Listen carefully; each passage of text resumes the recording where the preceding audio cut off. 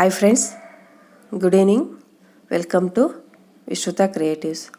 Last ವಿಡಿಯೋದಲ್ಲಿ ನಾವು old ಸ್ಯಾರಿನಲ್ಲಿ ಲಾಂಗ್ ಗೌನ್ನ ಕಟಿಂಗ್ ತೋರಿಸಿದೆ ಅಲ್ಲ, ಅದನ್ನು ಯಾವ ರೀತಿ ಸ್ಟಿಚಿಂಗ್ ಮಾಡ್ಕೋಬೇಕೋ ನೋಡೋಣ. ಮೊದಲಿಗೆ ಫ್ರಂಟ್ ಪಾರ್ಟನ್ನು ನೋಡಿ ಈ ರೀತಿ 1 ಇಂಚಿಗೆ ಈ ರೀತಿ ಫೋಲ್ಡ್ 1 ಇಂಚಷ್ಟು ಅಂದರೆ ಅರ್ಧ ಇಂಚಿಗೆ ನಾವು ಫೋಲ್ಡ್ ಮಾಡಿಕೊಂಡಾಗ 1 ಇಂಚ್ ಆಗುತ್ತೆ ಅಲ್ವಾ. ಡಬಲ್ ಫೋಲ್ಡಲ್ಲಿ ಈ ರೀತಿ ಫೋಲ್ಡ್ ಮಾಡ್ಕೊಳ್ತಾ ಪ್ರಿಲ್ಸನ್ನು ಇಟ್ಕೊತಾ ಇದ್ದೀನಿ. ಸೆಂಟರ್ಗೆ ಫ್ರಂಟ್ ಸೈಡು ಬರೋ ಥರ ಈ ರೀತಿ ಫೋಲ್ಡ್ ಮಾಡಿಕೊಂಡು ಸ್ಟಿಚ್ ಮಾಡ್ತಾಯಿದ್ದೀನಿ. ಈ ರೀತಿ 9 ಪ್ಲೇಟ್ಸನ್ನು ನಾನು ಫೋಲ್ಡ್ ಮಾಡಿ ಸ್ಟಿಚ್ಚನ್ನು ಮಾಡ್ತಾಯಿದ್ದೀನಿ. ನಿಮಗೆ ದೊಡ್ಡ ಸೈಜ್ ಬೇಕು ಅಂದರೆ ದೊಡ್ಡ ಸೈಜ್ ಕೂಡ ಈ ರೀತಿ ಸ್ಟಿಚ್ ಮಾಡ್ಕೋಬೋದು. ನಾನು ಸ್ಮಾಲ್ ಪ್ಲೇಟ್ಸನ್ನು 9 ಪ್ಲೇಟ್ಸನ್ನು ಈ ರೀತಿ ಫೋಲ್ಡ್ ಮಾಡಿ ಸ್ಟಿಚ್ ಮಾಡ್ತಾಯಿದ್ದೀನಿ. ಹೀಗೆ ನೋಡಿ ಕಾಣಿಸ್ತಾ ಇದೆಯಲ್ವ, ಈ ರೀತಿ ಒಂದ್ರ ಪಕ್ಕದಲ್ಲಿ ಒಂದು ಬರಬೇಕು. ಆ ರೀತಿ ಒಂದು ಪ್ರಿಲ್ಸ್ಗೂ ಇನ್ನೊಂದು ಪ್ರಿಲ್ಸ್ಗೂ 1/4 ಇಂಚಷ್ಟು ಗ್ಯಾಪನ್ನು ಕೊಡಿ, ಸಾಕಾಗುತ್ತೆ. ಸ್ಟಿಚ್ಚು ಕಾಣಿಸ್ಬಾರ್ದು, ಒಂದಕ್ಕೆ ಹಾಕಿರೋ ಸ್ಟಿಚ್ಚು ಇನ್ನೊಂದರ ಮೇಲೆ ಬರಬೇಕು, ಕಾಣಿಸ್ತೀರ ಆ ರೀತಿ ಸ್ಟಿಚ್ಚನ್ನು ಮಾಡ್ಕೊಳ್ತಾ ಬರಬೇಕು.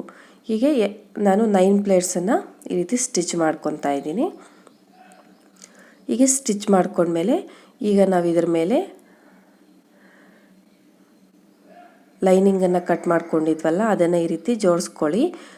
ಈ ಪ್ಲೇಟ್ಸ್ ಅನ್ನೋದು ಸೆಂಟರ್ಗೆ ಬರೋ ಥರ ನಾನು ಈ ರೀತಿ ಜೋಡಿಸ್ಕೊತಾ ಇದ್ದೀನಿ. ಹೀಗೆ ಜೋಡಿಸ್ಕೊಂಡು ಒಂದೊಂದು ಪಿನ್ಸನ್ನು ಹಾಕ್ಕೊಳ್ಳಿ, ಅದು ಆ ಕಡೆ ಈ ಕಡೆ ಮೂವ್ ಆಗದಿರ ಇರುತ್ತೆ. ಹೀಗೆ ಪಿನ್ಸನ್ನು ಹಾಕ್ಕೊಂಡು ಈಗ ನೆಕ್ಕನ್ನು ಸ್ಟಿಚ್ ಮಾಡ್ಕೊತಾ ಇದ್ದೀನಿ. ಅರ್ಧ ಇಂಚು ಮಾರ್ಜಿನನ್ನು ಬಿಟ್ಟು ನೆಕ್ಕನ್ನು ಈ ರೀತಿ ಸ್ಟಿಚ್ಚನ್ನು ಮಾಡ್ಕೊಳ್ಳಿ. ಹೀಗೆ ಸ್ಟಿಚ್ ಮಾಡಿಕೊಂಡು ಈ ಪ್ಲೇಟ್ಸ್ ಅನ್ನೋದು ಎಲ್ಲ ಒಂದೇ ಸೈಡ್ಗೆ ನೀಟಾಗಿ ಬರೋ ಥರ ಈ ರೀತಿ ಫೋಲ್ಡ್ ಮಾಡ್ಕೊಳ್ತಾ ಸ್ಟಿಚ್ಚನ್ನು ಮಾಡ್ಕೊಳ್ಳಿ. ಹೀಗೆ ನೆಕ್ಕನ್ನು ಸ್ಟಿಚ್ ಮಾಡ್ಕೊಂಡ್ಮೇಲೆ ನೆಕ್ ಹತ್ರ ಇರೋ ಎಕ್ಸ್ಟ್ರಾ ಕ್ಲಾತನ್ನು ಕಟ್ ಮಾಡ್ಕೊಳ್ಳೋಣ. ನಾನು ಸ್ಲೀವ್ಲೆಸ್ ಸ್ಟಿಚ್ ಮಾಡ್ತಾ ಇರೋದ್ರಿಂದ ಹಾರ್ಮೋಲ್ ಕೂಡ ಒಂದೇ ಸಲ ಸ್ಟಿಚ್ಚನ್ನು ಮಾಡ್ಕೊತಾ ಇದ್ದೀನಿ. ಈ ರೀತಿ ಹಾರ್ಮೋಲ್ ಸೈಡು ಕೂಡ ಸ್ಟಿಚ್ಚನ್ನು ಮಾಡ್ಕೊಳ್ಳಿ.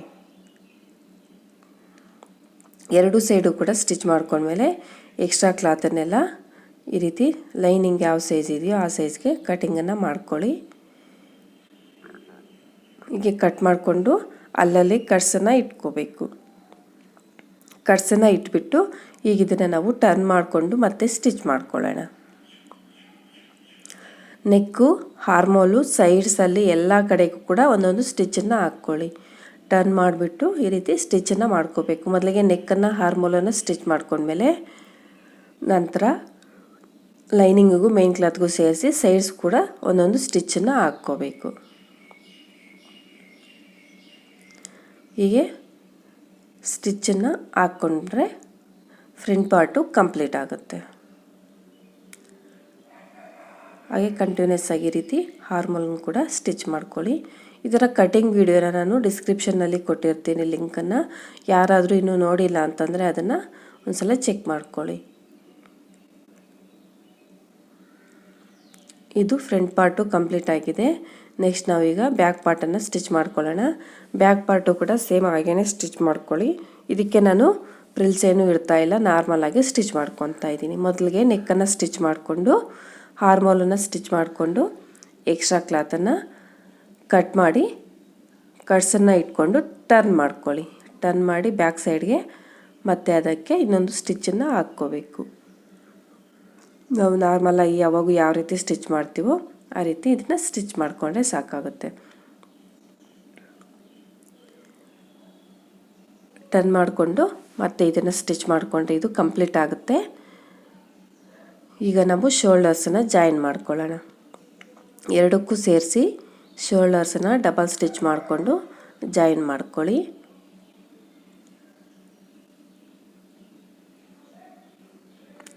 ಶೋಲ್ಡರ್ಸನ್ನು ಜಾಯಿನ್ ಮಾಡಿಕೊಂಡ್ರೆ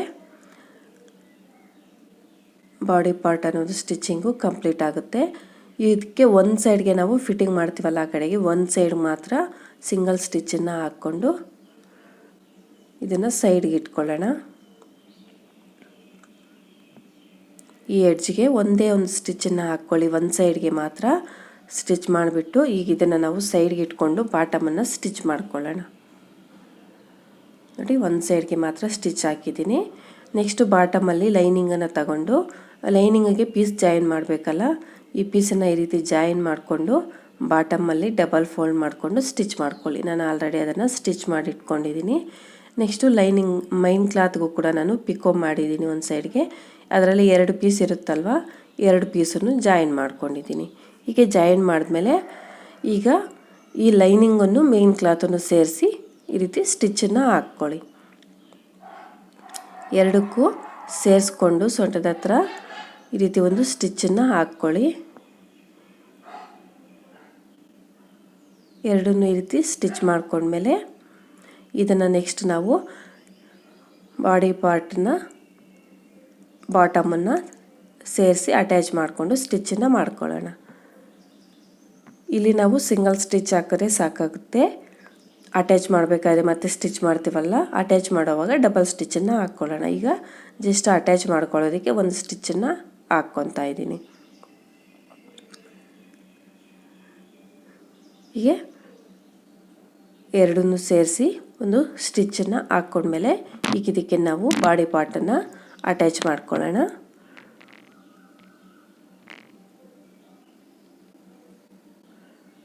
ಬಾಡಿ ಪಾರ್ಟನ್ನು ತಗೊಂಡು ಇದಕ್ಕೆ ಜೋಡಿಸ್ಕೊಳ್ಳಿ. ಮೇನ್ ಕ್ಲಾತ್ ಇರೋ ಅಂಥದ್ದು ಎರಡು ಕೂಡ ಒಳಗಡೆಗೆ ಇಟ್ಕೊಂಡು ಲೈನಿಂಗ್ ಇರೋದು ಆಚೆ ಕಡೆಗೆ ಬರಬೇಕು. ಆ ರೀತಿ ಜೋಡಿಸ್ಕೊಂಡು ಈ ರೀತಿ ಅಟ್ಯಾಚನ್ನು ಮಾಡ್ಕೊಳ್ಳಿ. ಅರ್ಧ ಇಂಚು ಮಾರ್ಜಿನನ್ನು ಬಿಟ್ಟು ಅಟ್ಯಾಚ್ ಮಾಡ್ಕೊಳ್ಳಿ. ನಿಮಗೆ ಬಾಟಮ್ ಏನಾದರೂ ಎಕ್ಸ್ಟ್ರಾ ಇದೆ ಅಂದರೆ ಅಲ್ಲಲ್ಲಿ ಪ್ರಿಲ್ಸನ್ನು ಇಟ್ಕೋಬೋದು, ಪ್ರಾಬ್ಲಮ್ ಏನೂ ಇಲ್ಲ. ಹೀಗೆ ಇಟ್ಕೊಳ್ತಾ ಇದನ್ನು ಅಟ್ಯಾಚ್ ಮಾಡಿಕೊಂಡು ಡಬಲ್ ಸ್ಟಿಚ್ಚನ್ನು ಹಾಕ್ಕೊಳ್ಳಿ. ಒಂದು ಸಲ ಅಟ್ಯಾಚ್ ಮಾಡಿ ಸ್ಟಿಚ್ ಹಾಕಿದ್ಮೇಲೆ ಅದ್ರ ಮೇಲೆ ಮತ್ತೆ ಇನ್ನೂ ಒಂದು ಸ್ಟಿಚ್ಚನ್ನು ಹಾಕ್ಕೊಳ್ಳಿ. ಹೀಗೆ ಅಟ್ಯಾಚ್ ಮಾಡಿಕೊಂಡ್ರೆ ಇದು ಕಂಪ್ಲೀಟ್ ಆಗುತ್ತೆ. ಡಬಲ್ ಸ್ಟಿಚ್ಚನ್ನು ಹಾಕ್ಕೊಳ್ಳಿ. ಹೀಗೆ ಸ್ಟಿಚ್ ಮಾಡ್ಕೊಂಡ್ಮೇಲೆ ಈಗ ನಾವು ಫಿಟ್ಟಿಂಗನ್ನು ಮಾಡ್ಕೊಳ್ಳೋಣ. ಒಂದು ಸೈಡ್ಗೆ ಎಡ್ಜಲ್ಲಿ ಆಲ್ರೆಡಿ ಸ್ಟಿಚ್ ಹಾಕಿದ್ದೀವಲ್ಲ, ಈಗ ಇನ್ನೊಂದು ಸೈಡ್ಗೂ ಕೂಡ ಎಡ್ಜಿಗೆ ಸ್ಟಿಚ್ಚನ್ನು ಹಾಕ್ಕೊಳ್ಳೋಣ. ಎಡ್ಜಿಗೆ ಸ್ಟಿಚ್ಚನ್ನು ಹಾಕ್ಕೊಳ್ತಾ ಕೆಳಗಡೆ ಬಾಟಮನ್ನು ಕೂಡ ಹಾಗೆ ಕಂಟಿನ್ಯೂಸ್ ಆಗಿ ನಾನು ಸ್ಟಿಚ್ಚನ್ನು ಹಾಕ್ತಾಯಿದ್ದೀನಿ. ಅದಕ್ಕೂ ಕೂಡ 4 ಲೇಯರ್ಸ್ ಇರುತ್ತೆ. ಅಂದರೆ ಲೈನಿಂಗು ಮೇನ್ ಕ್ಲಾತು ನೋಡಿ, ಈ ರೀತಿ 4 ಈ ರೀತಿ ಕರೆಕ್ಟಾಗಿ ಜೋಡಿಸ್ಕೊಳ್ತಾ ಎಡ್ಜ್ವರೆಗೂ ಸ್ಟಿಚ್ಚನ್ನು ಹಾಕ್ಕೊಳ್ಳಿ.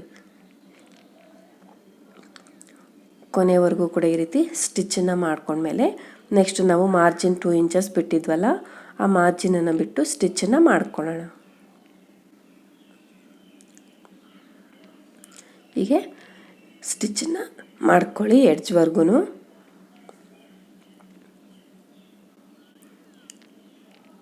ಹೀಗೆ ಸ್ಟಿಚ್ ಮಾಡ್ಕೊಂಡ್ಮೇಲೆ ಈಗ 2 ಇಂಚ್ ಮಾರ್ಜಿನ್ ಇರೋದನ್ನು ಮಾರ್ಜಿನ್ ಬಿಟ್ಟು ಸ್ಟಿಚ್ ಮಾಡ್ಕೊಳ್ಳೋಣ. ಮಾರ್ಜಿನು ಜಸ್ಟ್ ಬಾಡಿ ಪಾರ್ಟಿಗೆ ಮಾತ್ರ ಬಿಡಬೇಕು, ಬಾಟಮ್ಗೆ ಅವಶ್ಯಕತೆ ಇರೋದಿಲ್ಲ. ಇದನ್ನು ಹೀಗೆ ಕಂಟಿನ್ಯೂಸ್ ಆಗಿ ಎಡ್ಜಲ್ಲಿ ನಾನು ಇನ್ನೂ ಒಂದು ಸ್ಟಿಚ್ಚನ್ನು ಕೆಳಗಡೆವರೆಗೂ ಹಾಕ್ತಾಯಿದ್ದೀನಿ.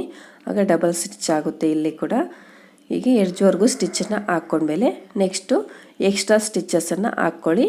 ಇನ್ನೂ ಒಂದು ಸೈಡ್ಗೂ ಕೂಡ ಸೇಮ್ ಅದೇ ರೀತಿ ಮಾರ್ಜಿನನ್ನು ಬಿಟ್ಟು ಸ್ಟಿಚ್ಚನ್ನು ಮಾಡ್ಕೊಳ್ಳಿ. ಹೀಗೆ ಸ್ಟಿಚ್ ಮಾಡಿಕೊಂಡ್ರೆ ಇದು ಕಂಪ್ಲೀಟ್ ಆಗುತ್ತೆ. ನಮ್ಮ ಲಾಂಗ್ ಗೌನ್ ಸ್ಟಿಚಿಂಗ್ ಅನ್ನೋದು ಕಂಪ್ಲೀಟ್ ಆಗೋಯಿತು. ಇದು ಸ್ಟಿಚಿಂಗ್ ಎಲ್ಲ ಕಂಪ್ಲೀಟ್ ಆದಮೇಲೆ ನೋಡಿ ಈ ರೀತಿ ಕಾಣಿಸ್ತಾ ಇದೆ. ತುಂಬಾ ನೀಟಾಗಿ ಬಂದಿದೆ. ನೀವು ಕೂಡ ಟ್ರೈ ಮಾಡಿ ಒಂದು ಸಲ, ತುಂಬ ಬ್ಯೂಟಿಫುಲ್ಲಾಗಿ ಬರುತ್ತೆ. ಓಕೆ ಫ್ರೆಂಡ್ಸ್, ಈ ವಿಡಿಯೋ ನಿಮಗೆ ಇಷ್ಟ ಆದರೆ ಲೈಕ್ ಮಾಡಿ, ಶೇರ್ ಮಾಡಿ, ಹಾಗೂ ನಿಮ್ಗೆ ಏನಾದರೂ ಡೌಟ್ಸ್ ಇದ್ದರೆ ನನಗೆ ಕಾಮೆಂಟಲ್ಲಿ ತಪ್ಪದೇ ತಿಳಿಸಿ. ಓಕೆ ಫ್ರೆಂಡ್ಸ್, ಬಾಯ್.